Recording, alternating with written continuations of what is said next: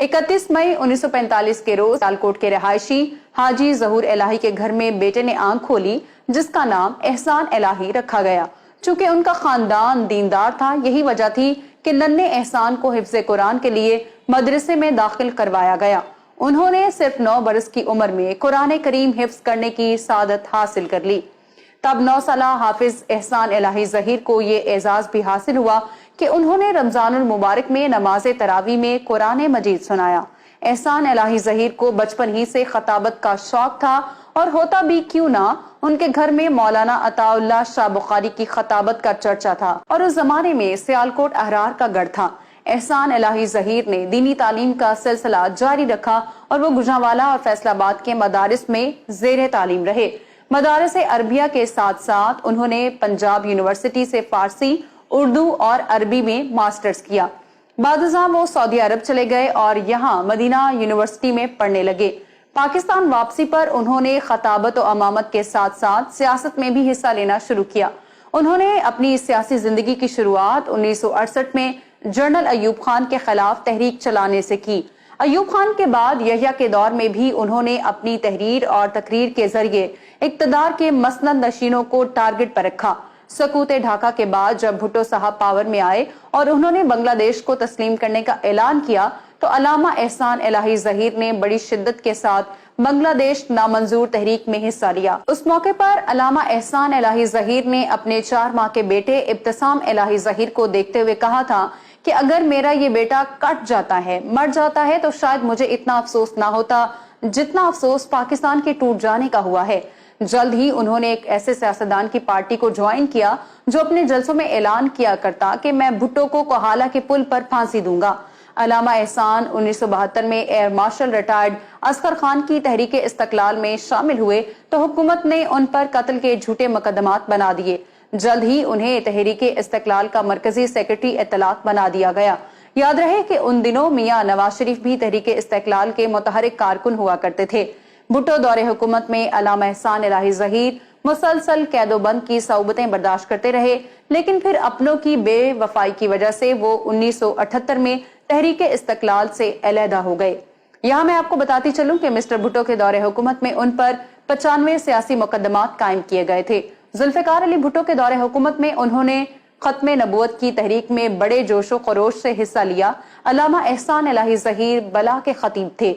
उनका अंदाज़े खताबत ऐसा था कि सुनने वाला दंग रह जाता। अपनी गरिजदार आवाज से इक्तदार के ऐवानों में लर्जा तारी कर देने वाले अल्लामा एहसान इलाही ज़हीर का शुमार आलमी स्कॉलर्स में होता था। इराकी सदर सदाम हुसैन हो, यासिर अरफात, कज़ाफी या फिर आले सऊद, हर एक से उनकी दोस्ती थी। जनरल ज़िया के मार्शल लॉ के बाद उन्होंने फौजी सदर की पॉलिसियों से खुलकर इख्तलाफ किया। तब वो MRD के स्टेज पर नजर आते और जनरल ज़िया पर खूब बरसा करते। पंजाब में वो जनरल ज़ियाउल हक के सबसे बड़े मुखालिफ ख्याल किए जाते थे। वो मार्शल लॉ निज़ाम हुकूमत को इस्लाम के मुनाफी करार देते। वो कहा करते थे कि ज़ियाउल हक अपने 10 साला इक़्तिदार में ना ही इस्लाम नाफिज कर सका और ना ही जमहूरियत। अल्लामा एहसान ने 3 जमातों को इकट्ठा करके एक सियासी इत्तेहाद भी बनाया जो ज्यादा अरसा ना चल सका। फिर उन्होंने अपनी तमाम तर तवानाइयां अपनी जमात को सियासी कुव्वत बनाने में सर्फ कर दी। उन्होंने ऐसे वक्त में जनरल ज़िया की आंखों में आंखें डालकर फौजी आमर को चैलेंज किया कि जब मसलक अहले हदीस के नामी गरामी उलमा martial law administrator general Ziaul Haq के हाथों में हाथ डाले हुए थे और उनके कैंप में नजर आते थे। ये 23 मार्च 1987 का दिन था। अल्लामा एहसान किला लक्ष्मण सिंह लाहौर में एक बड़े जलसायाम में मौजूद थे। 11:35 पर अल्लामा की तकरीर जारी थी। उन्होंने अल्लामा इकबाल का ये शेर पढ़ना शुरू किया। काफिर है तो शमशेर पे करता है भरोसा, मोमिन है तो बेतैब भी। अभी इतने अल्फाज ही अदा किए थे कि स्टेज पर उनकी बाईं जानिब अचानक जोरदार बम धमाका हुआ। अल्लामा हबीबुर रहमान यज़दानी समेत कई लोग जाँ बहक हुए, जबकि एहसान इलाही ज़हीर एक हफ्ते तक जिंदगी मौत की कशमकश में मुब्तला रहे।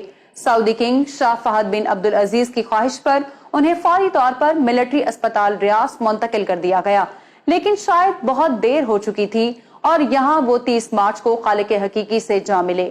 शेख अब्दुल अजीज बास ने रियाज में उनकी नमाज जनाजा पढ़ाई। बाद अज़ां मस्जिद नबवी सल्लल्लाहु अलैहि वसल्लम में भी नमाज जनाजा अदा की गई। سعودی حکومت نے پورے سرکاری اعزاز کے ساتھ انہیں مدینہ شریف میں جنت البقیع میں امام مالک رحمت اللہ علیہ کے پہلو میں سپرد خاک کر دیا۔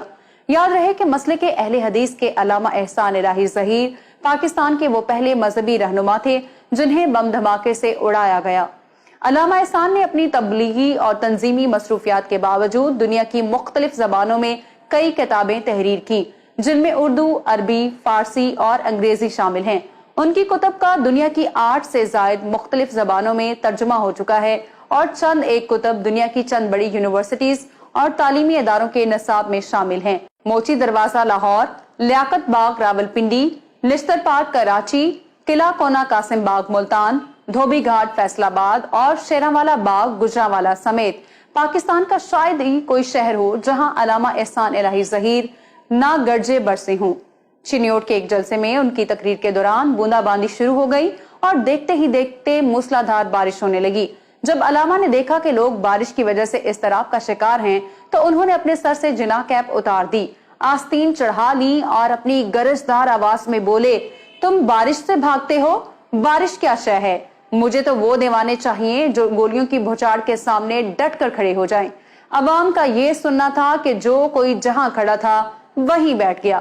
آغا شورش کاشمیری جب علامہ ظہیر کا خطاب سنتے ہیں تو بے اختیار گلے سے لگا کر دعائیں دیتے ہیں، اور لکھنے والے نے لکھا ہے کہ علامہ ظہیر کی خطابت سن کر محسوس ہوتا ہے کہ خوبصورت الفاظ لائن لگا کر کھڑے ہیں اور علامہ حسن انتخاب کرتے چلے جا رہے ہیں۔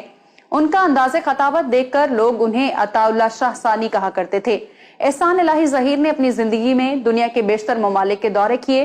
انہوں نے سعودی عرب اور مشرق وسطیٰ کے کئی ممالک کے ساتھ ساتھ Denmark, Italy, Spain, France, Germany, England, Vienna, Philippines, Belgium, Holland, Sweden, امریکہ، چین، Thailand, Japan, Kenya, Bangladesh, Iran, Afghanistan اور بھارت کے تبلیغی دورے